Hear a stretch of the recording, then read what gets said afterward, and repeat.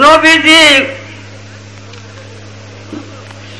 মাগরিবের নামাজ কাজা করছে, তুমিও আমিও কাজা করি, কিয়ামত লাগাত করব আরফাতের ময়দানে।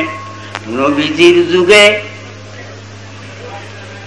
যতদিন নবীজি দুনিয়ায় বাঁচিয়া ছিলেন, জুম্মার নামাজের আয়াত নাজিল হইলেই নবীজি মিম্বারে বইছেন, বিলাল মসজিদের বাইরে দরজায় আজান দিছে। হাদিসে স্পষ্ট প্রমাণ।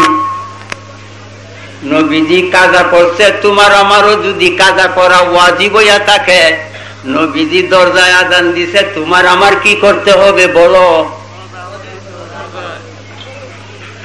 আর যদি নবীজির যুগে দরজায় আজান না হইয়া থাকে, কেউ প্রমাণ করতে পারো একদিন ভিতরে আজান নবীজি করছেন?